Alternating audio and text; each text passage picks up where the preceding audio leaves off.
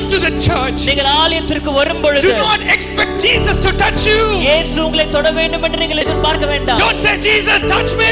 இயேசுவே என்னை தொடும் என்று நீங்கள் சொல்ல வேண்டாம். Run to Jesus and touch him. மாறாக நீங்கள் இயேசுவிடத்திலே ஓடி போய் அவரை தொடுங்கள். How do you touch him? அவரை எப்படி தொட முடியும்? When everything is against you. எல்லாமே உங்களுக்கு எதிராக Run இருக்கிறது. to him and say Jesus thank you.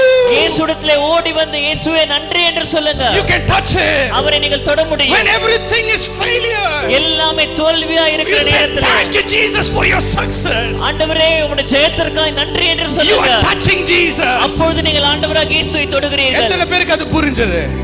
நல்லா சத்ருவே சொல்லுங்களே. He once took a lorry into Russia to deliver Bibles.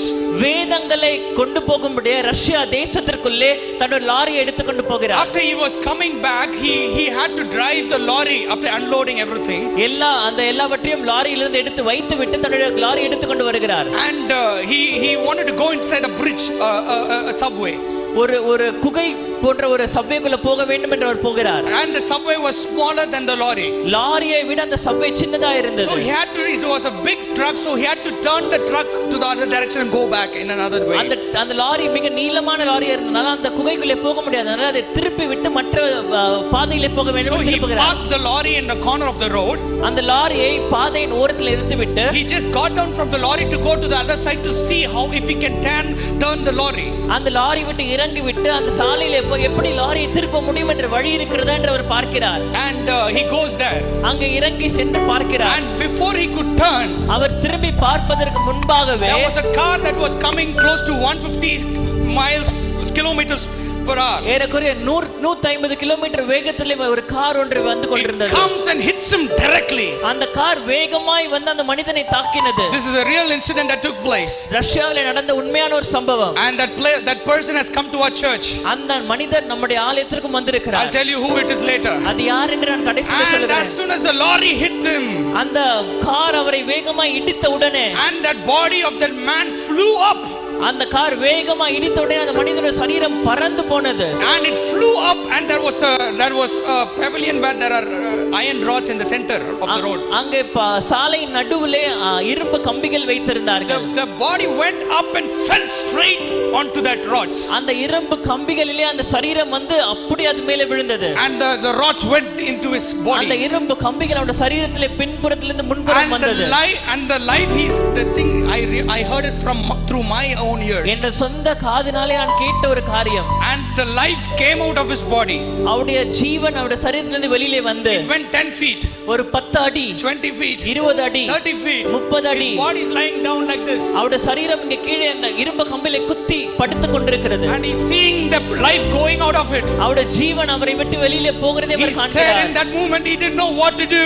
அந்த நேரத்தில் என்ன செய்ய வேண்டும் என்று அவருக்கு தெரியவில்லை. His money cannot help him. அவருடைய பணத்தினாலே உதவி செய்ய முடியவில்லை. His position cannot help him. அவருடைய ஸ்தானத்தினாலே உதவி செய்ய முடியாது. None of his family can help him. அவருடைய குடும்பத்தினாலே உதவி செய்ய முடியாது. He just closed his eyes and Jesus. அவருடைய கண்களை மூடி இயேசுவே. The moment he started shouting Jesus, இயேசுவே என்று அவர் கத்தின உடனே the life came back to his body. அந்த ஜீவன் மறுபடியும் அவருடைய சரீரத்திற்கு திரும்பி வந்தது. And he started moving out there from that place. அந்த இடத்திலிருந்து அவர் எழுந்து நடக்க ஆரம்பித்தார். They had to bring an helicopter to carry him from that place to emergency unit. அவரை அந்த இடத்திலிருந்து எமர்ஜென்சி யூனிட் கொண்டு போகிறது ஒரு ஹெலிகாப்டரை அழைத்திருந்தார்கள். Because they cannot take him in an ambulance because he will die in few seconds and few minutes. ஆம்புலன்ஸ்ல கொண்டு போக முடியாது, மிக குறைந்த நேரம் தான் இருந்தது. So they brought in the helicopters, put his body into took his hand which was lying, his bones that is broken into pieces.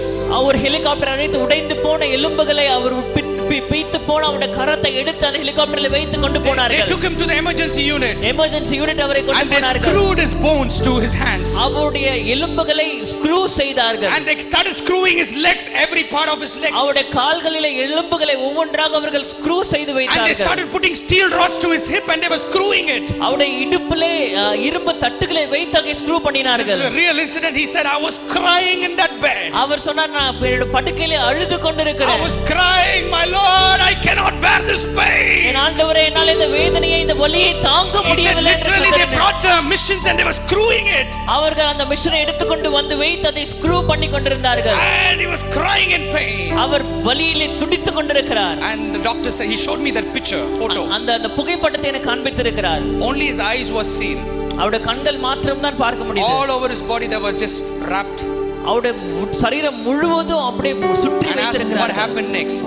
அடுத்தது நடந்தது. I asked him what நான் did you do? கேட்டேன் நடந்தது என்ன? He said one man of God came to the hospital. ஒரு தெய்வ மனிதன் அந்த மருத்துவமனைக்கு வந்தார். He took the Bible அவர் வேதத்தை எடுத்தார். and kept the Bible on his chest. அந்த வேதத்தை அவருடைய இருதயத்தின் மேல வைத்தார். And he said, அவர் சொன்னார், the Bible says வேதம் சொல்லுகிறது, God will raise you back கர்த்தர் உன்னை மீண்டுமா எழுப்ப போகிறார். and will make your feet like a feet of a deer. ஒரு மான் காலை போல உன்னுடைய கால்களை கர்த்தர் And he will மாற்றுவார். make you stand in the highest places of this country. இந்த தேசத்தின் மேன்மையான ஸ்தானங்களிலே கர்த்தர் உன்னை கொண்டு போய் நிறுத்த போகிறார். And when he said this, அதை சொன்ன உடனே only his life was clinging onto his body. அவருடைய ஜீவன் மாத்திரம் தான் அவர் சரீரத்தை பிடித்துக் He கொண்டிருக்கிறது. cried that night. அந்த இரவு நேரத்தில் அவர் கதறி A அழுகிறார். few weeks later, ஒரு சில வாரங்கள் கழித்து they put him in a wheelchair, அவரை வீல் சேர்ல உட்கார வைக்கிறார்கள். stretched his body with straps.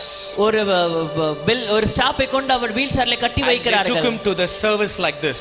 ஒரு ஆராதனைக்கு இப்படியாக அவரை கொண்டு And போனார்கள். there was a preacher preaching in the same stage about faith. விசுவாசத்தை குறித்து அந்த மேடையிலே ஒரு பிரசங்கியார் பிரசங்கித்துக் Because he கொண்டிருக்கிறார். was a totally sick person, they kept him at the last end. முற்றிலுமாய் நடக்க முடியாம வீல் சேர்ல இருந்ததனால அவரை கடைசியிலே உட்கார வைத்தார்கள். And the preacher in faith, he said, God will raise you back. விசுவாசத்தினால் இந்த பிரசங்கியார் சொன்னார், கர்த்தர் உன்னை மீண்டுமா எழுப்ப போகிறார். And he just pointed his finger at that person and said, rise and walk. அந்த மனிதரை நேராய் தன்னுடைய விரலை நீட்டி எழுந்து நட என்று சொன்னார். And this man took up, because he was a missionary by himself. அவர் ஒரு மிஷனரியா இருந்தபடினாலே, He was a minister of God by himself. அவரும் தெய்வ மனிதனா He இருந்தபடினாலே, just got down from the stretcher, I mean அந்த the வீல் wheelchair. சேர்ல இருந்து அவர் கீழே எழுந்து, He was literally showing me, that's why I'm showing like this. He was just pushing his body like this. எனக்கு அந்த மனிதன் இப்படி செய்து காட்டினார், அதனால தான் நான் அப்படி He முட்டி was போட்டு pushing his இழுத்துக் body. கொண்டிருந்தார். He's அவருடைய pushing his சரீரத்தை body. இழுத்துக் He கொண்டிருக்கிறார். went close to the stage. அந்த மேடைக்கு கிட்ட வந்து He just fell flat. அப்படி சாஷ்டாங்கமாய் விழுந்து He விட்டார். fell flat in pain. வலியிலே கீழே விழுந்து விட்டார். மயக்கடைஞ்சு விழுந்துட்டார். Half an hour passed, 1 hour passed, 2 hours passed. அரை மணி நேரம், ஒரு மணி நேரம், 2 மணி நேரம் கடந்தது. And after some time, அந்த நேரத்திற்கு people அதுக்கு went பிறகு near him. People went near him ஜனங்கள் அவர் அருகே போனார்கள். and just took him by his hands and made him stand. அவரை தூக்கி பிடித்து நிறுத்தி வைத்தார்கள். You know what happened? என்ன நடந்தது தெரியுமா? The man without the legs, கால்கள் இல்லாத ஒரு மனிதன், only with the steel, இரும்பு மாத்திரமே அவருடைய உடம்பில் இருக்கிறது. the skin grew back.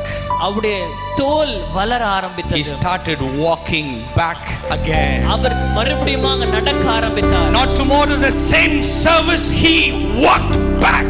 அடுத்த நாள் அல்ல, அதே ஆராதனையில எழுந்து நடக்க எத்தனை ஆரம்பித்தார். பேர் விசுவாசிக்கிறீங்க? அதே கர்த்தரை நாம் ஆராதிக்கிறோம். இன்றைக்கு உங்கள் நிலைமைகளை கர்த்தர் மாற்ற அவர் வல்லவராய் இருக்கிறார். விசுவாசிக்கிற இன்றைக்கு கர்த்தரை தொட ஆயத்தமா இருக்கிறவங்க நல்ல கரங்களை தட்டி அப்பா, நீங்க என்ன தொடுவதில்லை, நான் உங்களை தொடுகிறேன் என்று